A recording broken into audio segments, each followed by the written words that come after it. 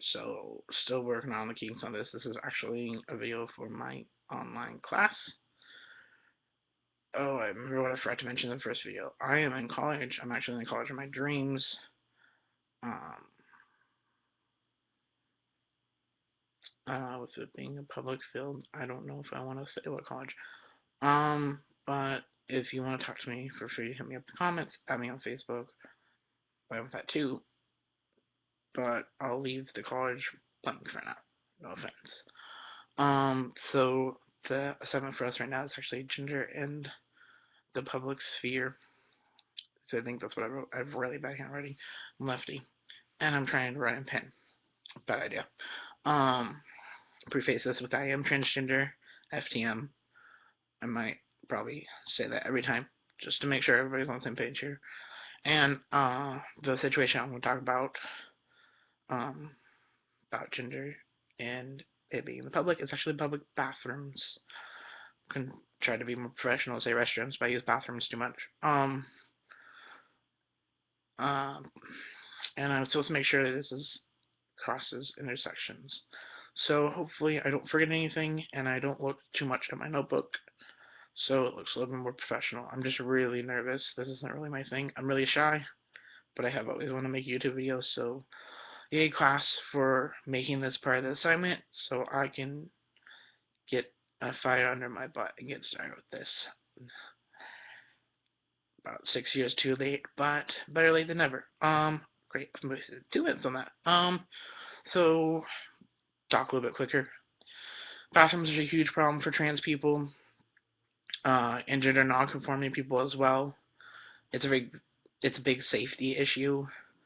Um, the stalls. I mean, I go to men's restrooms. I still try to plan my day around how I pee and poop. I really hate using public bathrooms, but I'll use them if I have to. Obviously, I have to use the men's bathroom.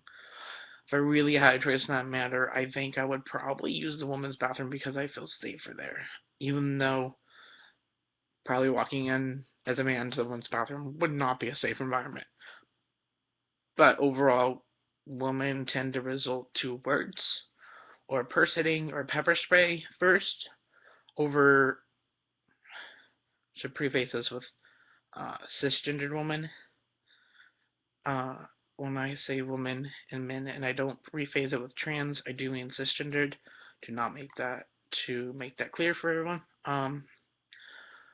Not that I mean trans people understand, so I don't think trans people are gonna have a problem in bathrooms and act violently or hostile in any way. So a woman would be more likely to be verbal about it first. Get out of the bathroom. What are you doing here? You a man in a woman's bathroom. I obviously cannot talk fast right now.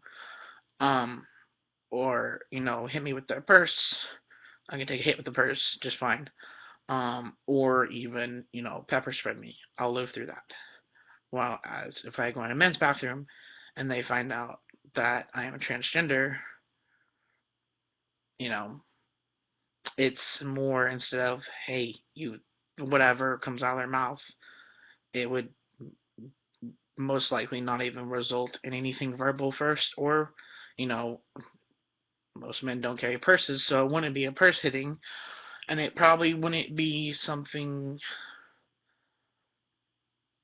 light violence, if that makes any sense. It'd just be getting beat the crap out of. Now, some of my worst fears, because I am transgender and I do have to use public bathrooms on occasion, Lord forbid. Um, and those stalls, I always try to run to the end stall, and the end stall is usually a handicapped stall or a disabled stall, I should say. Um, and that has its own implications on its own end because I don't want to take a stall away from somebody who really needs that stall. And I mean, I've run into that circumstance once when somebody was actually waiting for it, and this may be TMI, but I'm one of those people that takes a few minutes in the bathroom. Um, and I felt bad because he was waiting for it, and he looks at me, he's just like disappointed, like, oh, here goes another person taking advantage of something that I need. And I run to it because usually the door isn't facing the front and it's more to the side. And because there's gaps in the stalls, people can see through them. And I'm absolutely terrified because I haven't had bottom surgery. And even some bottom surgeries don't look like a cisgender male's penis. Unfortunately, they're still not the greatest thing out there. And yes, I do want it.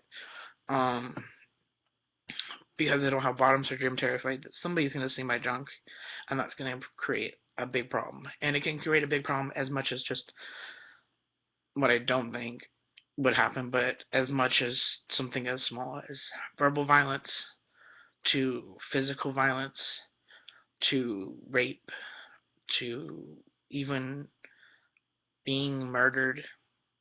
I mean, it's not a light subject to take, and it's the truth, and it's a fear that I live with every day. You know, sure, am I lucky? Yeah, I'm lucky because I'm in the society preferred demographic. I'm male, I'm white, I'm young, I'm of the working class.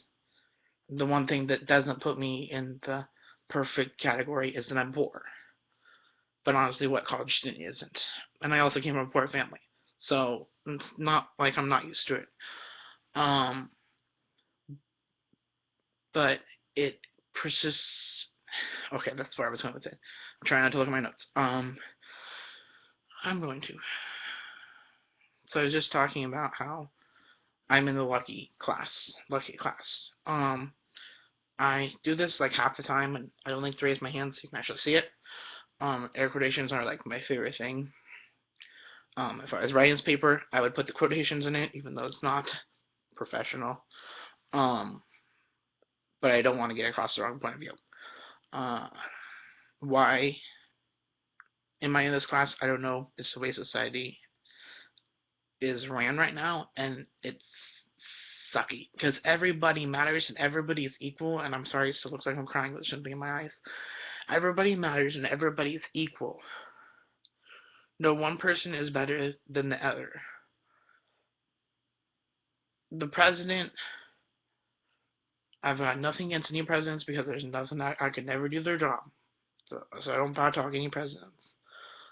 But the president is just as important in the way I see it. Yeah, he's really important, but as a person, there's so many people in this world, he's just as important as the cashier at McDonald's or as the undergrad college student taking courses or as the Secretary of State or the Vice President. I mean, yeah, there's differences and reasons as to why these people are viewed better than other people, but nobody is better than anybody else. Everybody, in my book, gets love, no matter what. Even if you feel unworthy of it, you deserve it. I love you, and you're important. You're important to this world, even if you don't feel like that. Got a little off topic there, but bathrooms are a sensitive topic because it honestly depends on how well you pass as to. Um, the biggest demographic right now that is worse than just the trans issue is trans women of color are actually the most harassed and assaulted and victimized, not only just in bathrooms, outside of bathrooms as well. I'm sure we've all, or, sorry, don't want to assume, but do some research on the trans women of color that have gotten murdered this year. I don't want to shove my foot in my mouth, but I'm not going to say that number because I don't know if I'm right. But I know more than 20. I'll say that. I know it's more than 20. And it honestly shouldn't have been one. It should not have been one. I'm sorry, I'm really kind of fascinated watching myself at the camera. Um, um, but there's also the other issue of the ridicule that disabled people get when they're in the bathroom. I've witnessed it a few times. Men are much more hostile with it. There was this one guy, to sum it up really quickly and shortly, had a fake leg and his leg fell off and nobody was going to help him and he was bleeding. Not like it just randomly fell off and he was bleeding, but he had like just like a little owie. And I'm pre-med, so that's not gonna phase me or anything.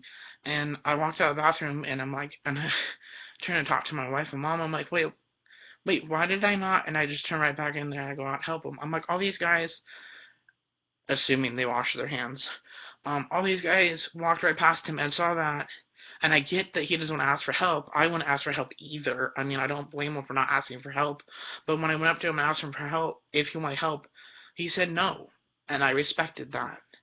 And but I did let maintenance know that there was some blood in the bathroom that needed to be taken care of. But the looks, I mean, I didn't hear anything actually bad said to him, but the looks were really disappointing. Um, and it made me sad because it's not right. But butch women are also a problem in this. I'm really running out of time to really run through this because they are perceived as masculine, and if an I don't want to subject anybody, but if women deem this masculine identifying woman to be a man in a woman's bathroom, there's going to be violence with that too. And, it can range, as I've talked about. But I want to talk about the new thing that is hopefully going around the world, or at least America, is, let's see if I can get this in here, the I'll Go With You buttons. It's actually the background of the trans flag, and it's hashtag I'll Go With You. Let's see if I can get this straight. This means a lot to me, because it's a movement saying that you understand what this button means, and this button means that somebody transgender or gender nonconforming can come up to you and be like, hey, can you compete with me? And it's not going to be awkward or anything because you understand what the button means, and the button means that you're okay and accepting of these people, this minority, and that you understand that you can be their safety net. Not that that means that violence going to happen every time, and that doesn't mean that you have to go in the same stall with them. That just means you can hang out, like, fake wash your hands in the sink, just to give that person peace of mind, to know that they're going to be safe, because if something happens, you can just be like, hey, I'll go with you, buddy, or if you knew their name or whatever, and then that person's in all you got to do is be calm and be like, if there was something to stir up in the bathroom. I love how you're missing all my little hand motions around here. If there was something to stir up in the bathroom, all the person has to do is be like the person in between, kind of like a counselor, I guess, or like a relationship counselor, be the person in between and be like, excuse me, sir, my friend and I are just trying to use the bathroom, and if that, and go on with our business, and if it results in something still hostile, then I would suggest skipping washing your hands and finding someone else to wash them. I'm big on washing hands, like that's OCD with it, for real. Um,